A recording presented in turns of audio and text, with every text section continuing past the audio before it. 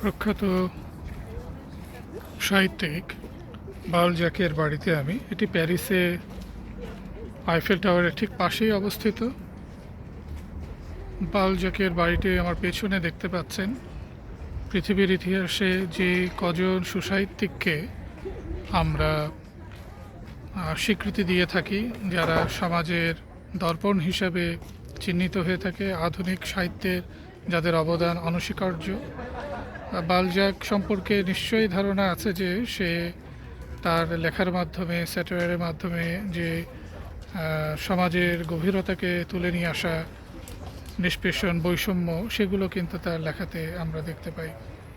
খুব বেশি দিন উনি বেঁচে থাকেননি। ওনার ব্যাপারে বলা হতো উনি প্রচুর কফি পান করতেন এবং সারা রাত জেগে লেখালেখি করতেন। খুব অল্প বয়সে তিনি আমাদের ছেড়ে চলে গেছেন, অর্থাৎ 50 বা 51 বছর বয়সে উনি চলে গেছেন।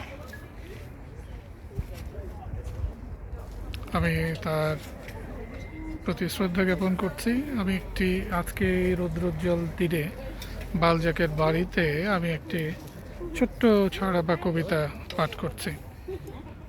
আজকের দিনটা মনে হচ্ছে বসন্তের ছোঁয়া লেগেছে চারিদিকে। হয়তো এখন ফুল ফুটেছে, রোদ হেসেছে নরম হয়ে, তবু কেন হাওয়ায় ভাসে কান্নার সুর স্পষ্ট হয়ে। হয়তো বাগান রঙিন আজ, পাখি নাচে ডানা মেলে, তবু কেন বিষণ্ণতা আমাকে সে দূরে ফেলে। হয়তো নদীর জলে আজও রোদ ঝিলমিল স্বপ্ন জাগায়, তবু কেন ভেজা চোখে অপেক্ষাতে হৃদয় নাড়ায়। হয়তো এখন ফুল ফুটেছে, গন্ধ বিষাদ ভরছে, বসন্ত কি পথে এখন শীতল বাতাস সরছে। ধন্যবাদ।